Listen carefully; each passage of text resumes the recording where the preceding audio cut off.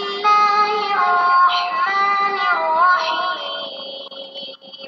اعوذ باللہ السمیع العلیم من الشیطان الرجیم بسم اللہ الرحمن الرحیم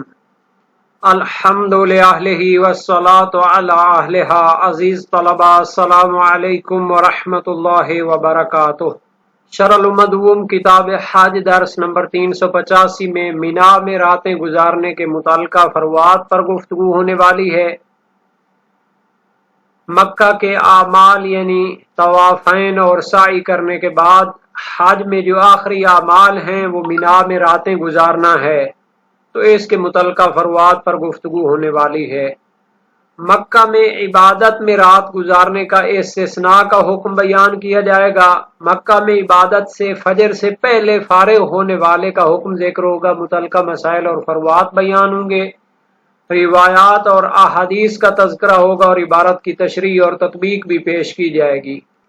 فرمایا کہ جو شخص مینا میں رات نہیں گزارتا تو اس پر کفارہ واجب ہوتا ہے، چاہے وہ مینا کے علاوہ جو رات گزارتا ہے عبادت میں گزارے یا عبادت میں نہ گزارے. لیکن اس اطلاق سے ایک مورد کو استثناء کیا گیا ہے، وہ یہ کہ وہ اگر رات کو مکہ میں عبادت میں گزارتا ہے،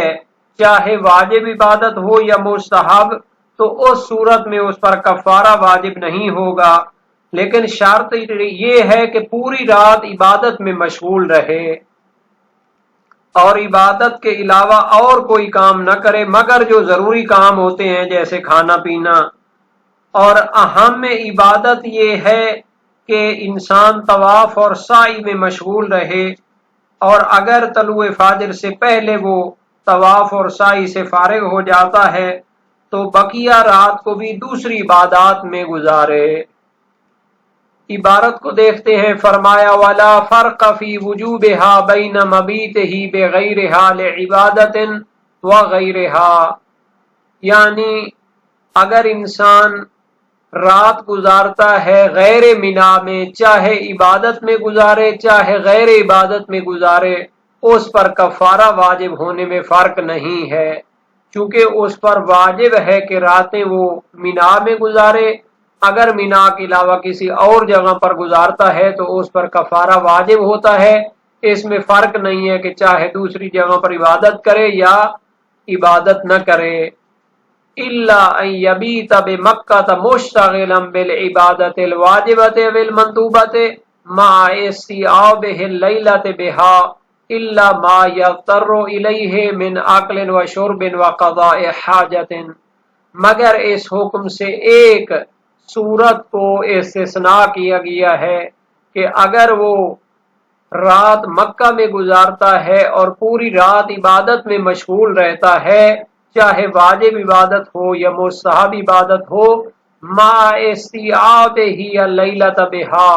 استیعاب یعنی کامل طور پر وہ رات کو عبادت میں گزارے تو اس پر کفارہ نہیں ہوگا، پوری رات عبادت میں گزارے. الا ما یضطر الیہ، مگر وہ کام کے جن کے لیے مجبور یا مضطر ہوتا ہے، جیسے کھانا پینا، قضاء حاجت کرنا، یعنی کسی ضرورت مند کی ضرورت کو پورا کرنا جو کہ لازمی ہو. وَنَوْمٍ يَغْلِبُ عَلَيْهِ، یا نیند کا غلبہ ہو جائے تو مضطر اور مجبور ہو کر تھوڑا سا سو جائے. وَمِنْ أَهَمِّ الْعِبَادَةِ الْاشْتِغَالُ بِالطَّوَافِ وَالسَّعْيِ، اور اہم عبادات میں سے ہے کہ وہ طواف اور سعی میں مشغول رہے. لیکن لو فرغ منہما قبل الفجر وجب علیہ اکمالها بما شاء من العبادت، لیکن اگر وہ طلوع فجر ہونے سے پہلے طواف اور سعی سے فارغ ہو جائے تو اس پر واجب ہے کہ اس رات کو مکمل کرے دوسری عبادات کے ذریعے، یعنی پھر بھی عبادت میں مشغول ہو جائے. اگر طواف اور سعی سے فارغ ہو جاتا ہے تو کوئی اور عبادت کر لے، لیکن ساری رات عبادت میں گزارنا ہے. یاد رہے شہید ثانی نے مسالک میں احتمال دیا ہے کہ تمام رات مکہ میں عبادت میں گزارنے سے مراد یہ ہے کہ اتنی مقدار میں وہ رات کو عبادت میں گزارے کہ جتنی رات مینا میں اس نے واجب تھا کہ وہ رات کا وہ حصہ مینا میں گزارے. تو اتنا حصہ مکہ میں بھی واجب ہے، تو وہ تو نصف شب تک ہوتا ہے، تو اس احتمال کو بعد میں شہید اول بھی یہاں پر بھی بیان کریں گے۔ وَفِي جَوَازِ رُجُوعِهِ بَعْدَهُ إِلَى مِنَى لَيْلًا نَظَرٌ من استلزامه فوات جزء من الليل بغير أحد الوصفين أعني المبيت بمنى وبمكة متعبدا ومن أنه تشاغل بالواجب۔ اس سے پہلے شہید نے بیان فرمایا کہ اگر وہ رات کو مکہ میں عبادت میں گزارتا ہے تو اگر طلوع فجر سے پہلے طواف اور سعی سے فارغ ہو جاتا ہے تو جائز ہے کہ وہ مینا کی طرف پلٹ جائے رات کے وقت۔ تو اب اس میں اختلاف ہے اور اس میں دو احتمال ہیں، کہ احتمال ہے کہ جائز نہیں ہے مینا کی طرف پلٹنا، چونکہ مینا کی طرف جانے کا لازمہ یہ ہوگا کہ رات کا کچھ حصہ کہ جتنا راستہ اس نے مکہ سے مینا کی طرف جانے میں طے کرنا ہے تو یہ اس نے گزارا ہو، اور وہ اس میں نہ جناب علی مکہ میں عبادت میں مصروف ہے نہ مینا میں رات گزار رہا ہے، بلکہ وہ راہ چلنے میں گزار رہا ہے، حالانکہ اس کا وظیفہ یہ تھا کہ یا وہ مکہ میں عبادت میں مصروف ہو یا پھر مینا میں رات گزار رہا ہو۔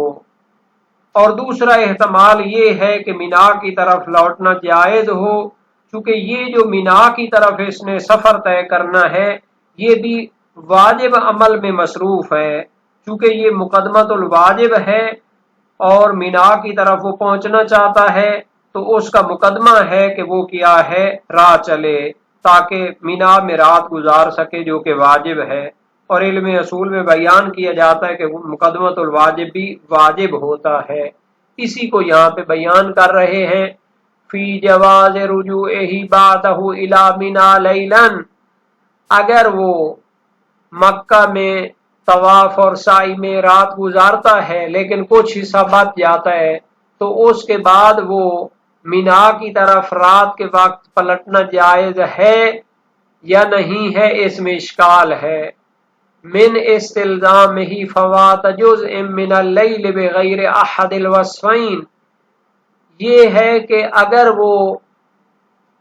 جب فارغ ہو جاتا ہے مکہ میں عبادت سے تو راہ چل کر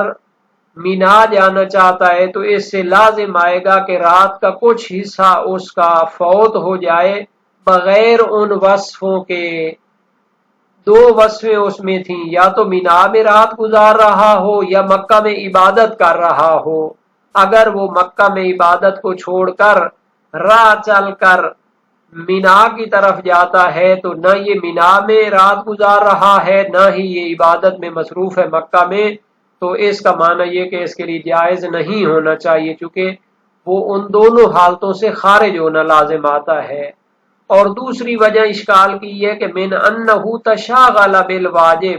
یعنی جب وہ انسان مکہ سے مینا کی طرف جانا چاہتا ہے تو یہ بھی واجب میں مصروف ہونا ہے، کیونکہ یہ مقدمۃ الواجب ہے۔ اصل میں مینا میں رات گزارنا واجب ہے، پہلے یہ مکہ میں مصروف عبادت تھا، اب وہاں سے مینا کی طرف جانا چاہتا ہے تو چونکہ مینا میں رات گزارنا واجب ہے تو اس کا مقدمہ بھی واجب ہوتا ہے، تو یہ جو راہ چل کر مینا کی طرف جائے گا یہ مقدمۃ الواجب ہونے کے عنوان سے واجب ہوگا، اور یہ گویا کہ ایک واجب میں مصروف ہوگا۔ وَيَظْهَرُ مِنَ الدُّرُوسِ جَوَازُهُ، اور شہید اول کی دروس شرعیہ سے ظاہر ہوتا ہے کہ یہ کام جائز ہے، یعنی مکہ میں عبادت میں رات گزار رہا تھا، کچھ حصہ رات کا بچ گیا تو اس کے لیے جائز ہے کہ مکہ سے سفر کر کے مینا چلا جائے۔ وَإِنْ عَلِمَ أَنَّهُ لَا يُدْرِكُ مِنَا إِلَّا بَعْدَ انْتِصَافِ اللَّيْلِ، اگرچہ کہ وہ جانتا ہو کہ وہ مینا کو درک نہیں کر سکے گا مگر نصف شب کے بعد، یعنی کہ شہید اول نے جو دروس میں فرمایا ہے کہ جائز ہے کہ وہ مکہ سے عبادت کو چھوڑ کر مینا کی طرف سفر کرے، اگرچہ کہ اس کو علم ہو کہ وہ آدھی رات ہونے کے بعد مینا میں پہنچے گا، تو انہوں نے دروس میں یہ نظریہ دیا ہے وَيُشْكَلُ بِأَنَّ مُطْلَقَ التَّشَاغُلِ بِالْوَاجِبِ غَيْرُ مُجَوِّزٍ، گویا کہ شہید ثانی شہید اول کی دروس والے نظریے پر اشکال کرنا چاہتے ہیں کہ جناب علی آپ نے فرمایا کہ وہ مینا کی طرف پلٹ سکتا ہے چونکہ وہ واجب میں مصروف ہوگا، اور دلیل یہ ہے کہ جناب علی مینا میں رات گزارنا واجب ہے، اور جب وہ مکہ سے مینا کی طرف جائے گا تو یہ اس کا مقدمۃ الواجب ہوگا، اور مقدمۃ الواجب بھی واجب ہوتا ہے۔ لیکن اشکال یہ ہے کہ جناب علی آدھی رات کے بعد تو مینا میں رات گزارنا واجب ہی نہیں ہوتا۔ اگر انسان کو علم ہو کہ وہ آدھی رات کے بعد مینا میں پہنچے گا تو پھر اس وقت وہ واجب کو تو درک ہی نہیں کر رہا، کیونکہ رات گزارنا آدھی رات ہونے کے بعد مینا میں رات گزارنا واجب نہیں ہوتا۔ تو جب یہ اس کی طرف چلے گا تو گویا کہ یہ واجب کا مقدمہ انجام نہیں دے رہا، تو اس وجہ سے اس کے لیے جائز نہیں ہونا چاہیے مینا کی طرف جانا آدھی رات کے بعد۔ شہید ثانی فرماتے ہیں اشکال کیا جاتا ہے دروس شرعیہ کے نظریے پر کہ ہر طرح کا واجب میں مشغول ہونا کہ وہ مینا کی طرف جو جانا ہوتا ہے، حتیٰ مصنف نے جو فرض کیا ہے کہ آدھی رات کے بعد بھی وہ ادھر پہنچے مینا میں، تو بھی یہ مجوز نہیں بن سکتا کہ وہ عبادت کو چھوڑ کر مکہ میں مینا کی طرف جائے، کیونکہ آدھی رات کے بعد مینا میں ٹھہرنا واجب نہیں ہوتا، تو اس کے لیے جو چلنا ہوگا یہ بھی پھر واجب شمار نہیں ہوگا، مقدمۃ الواجب شمار نہیں ہوگا۔ پس شہید ثانی کا نظریہ یہ ہے کہ شہید اول کی عبارت اس صورت میں درست ہو سکتی ہے کہ اگر اس کو یقین ہو کہ آدھی رات ہونے سے پہلے مینا پہنچ جائے گا تو پھر اس کی طرف جانا جائز ہے، چونکہ یہ مقدمۃ الواجب بن سکتا ہے۔ لیکن اگر اس کو علم ہو کہ آدھی رات کے بعد مینا میں پہنچے گا تو پھر اس صورت میں جانا جائز نہیں ہونا چاہیے، چونکہ پھر یہ مقدمۃ الواجب نہیں بن رہا، آدھی رات کے بعد مینا میں رات گزارنا واجب نہیں ہوتا۔ اسی حکم کو بیان کرتے ہیں وَيَكْفِي فِي وُجُوبِ الْمَبِيتِ بِمِنَا أَن يَتَجَاوَزَ الْكَوْنُ بِهَا نِصْفَ اللَّيْلِ فَلَهُ الْخُرُوجُ بَعْدَهُ مِنْهَا وَلَوْ إِلَى مَكَّةَ، یعنی کہ حاجی کے لیے مینا میں جو رات گزارنے کی مقدار ہے کافی ہے کہ اول رات سے لے کر نصف شب تک وہاں پر رہے، اور اس کے بعد جائز ہے کہ وہ وہاں سے چلا جائے اگرچہ کہ مکہ کی طرف جائے۔ لیکن شیخ طوسی فرماتے ہیں کہ اگر آدھی رات کے بعد نکلے تو جائز نہیں ہے کہ طلوع فجر سے پہلے مکہ میں داخل ہو۔ وَيَكْفِي، اور کافی ہے، فی وجوب المبیت بمنا، کہ مینا میں جو واجب ہے رات گزارنا اس میں کافی ہے ان یتجاوز الکون بہا نصف اللیل، کہ اول رات سے لے کر نصف شب تک وہاں پر رہے۔ فَلَهُ الْخُرُوجُ بَعْدَهُ مِنْهَا، تو اس کے بعد مینا سے خارج ہونا جائز ہے، وَلَوْ إِلَى مَكَّةَ، اگرچہ کہ مکہ کی طرف جائے۔ تو یہ وَلَوْ إِلَى مَكَّةَ کا جو قید ذکر کی ہے یہ شیخ طوسی کے نظریے کے مخالف ہے، کہ وہ فرماتے ہیں کہ اگر آدھی رات کے بعد مینا سے خارج ہو تو طلوع فجر سے پہلے مکہ میں داخل نہیں ہو سکتا۔ یہ جو فرمایا ہے کہ مکہ میں اگر وہ عبادت میں رات گزارے تو اس کے لیے جائز ہے، تو اس کی دلیل ہے اول تو یہ مشہور فقہائے شیعہ کا نظریہ ہے، اور روایات بھی اس پر دلالت کرتی ہیں۔ صحیح معاویہ بن عمار جلیل القدر سے کا راوی امام صادق علیہ السلام سے روایت کی، ان رجل زار البیت فلم یزل فی طوافہ ودعائہ والسعی والدعاء حتی طلع الفجر قال لیس علیہ شیء کان فی طاعت اللہ عز وجل۔ وسائل شیعہ باب اول ابواب العود الی منا حدیث 13 ہے۔ وہ شخص کے جو خانہ کعبہ کا طواف کرتا ہے اور ساری رات وہ طواف دعا اور سعی اور دعا میں گزارتا ہے حتیٰ کہ طلوع فجر ہو جاتی ہے، فرمایا اس پر کوئی حرج نہیں ہے، یہ اللہ تعالیٰ کی عبادت میں مصروف تھا۔ اور اسی جلیل القدر سے کا راوی معاویہ بن عمار کی صحیح روایت ہے دوسری امام صادق علیہ السلام سے، اذا فرغت من طوافك للحج وطواف النساء فلا تبیت الا بمنا الا ان يكون شغلك في نسكك، یعنی جب تو طواف حج اور طواف نساء سے فارغ ہو جاتا ہے تو راتیں مینا میں گزارنی ہے، مگر یہ کہ تو عبادت میں مصروف ہو۔ اور علامہ ابن ادریس ہلی جلیل القدر فقیہ نے واجب قرار دیا ہے کہ جو شخص مکہ میں عبادت میں رات گزارنے میں بھی مصروف رہے اس پر بھی کفارہ واجب ہے، چونکہ کفارے کی جو دلیل ہے وہ عام ہے، لیکن ان کا نظریہ ضعیف ہے، چونکہ یہ روایات اس کو چھوٹ دے رہی ہیں، تو اگر اس پر کفارہ واجب ہوتا تو اس کو بھی بیان کیا جاتا۔ اور جو رات اس نے مکہ میں عبادت میں گزارنی ہے تو اہم میں عبادت طواف اور سعی ہے،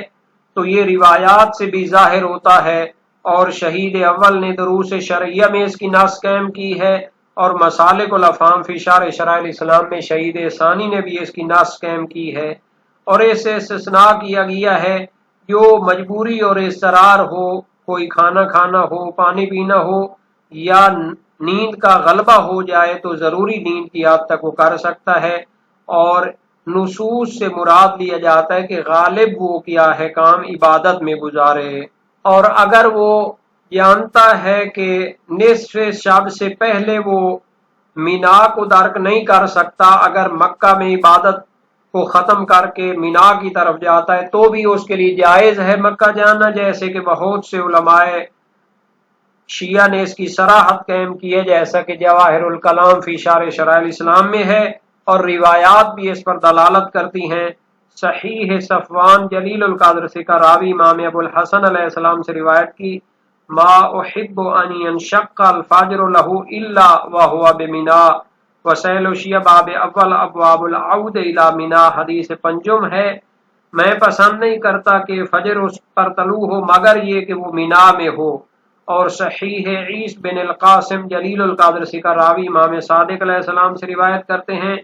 ان زار بالنہار او عشاء فلا ينفجر الصبح الا وهو بمنا، اگر وہ دن کو یا رات کو مکہ میں طواف کے لیے جاتا ہے تو اس کی صبح طلوع نہیں ہونی چاہیے مگر یہ کہ وہ مینا میں ہو۔ تو یہ بھی روایات اہل بیت کی موجود ہیں اس کے جواز کے لیے، تو پھر وہ مکہ کو چھوڑ کر مینا کو رات کو جا سکتا ہے، اگرچہ کہ اس کو علم ہو کہ وہ آدھی رات کے بعد پہنچے گا۔ اور یہ روایات وسائل شیعہ ترجمہ اردو جلد 10 صفحہ 166 میں موجود ہیں۔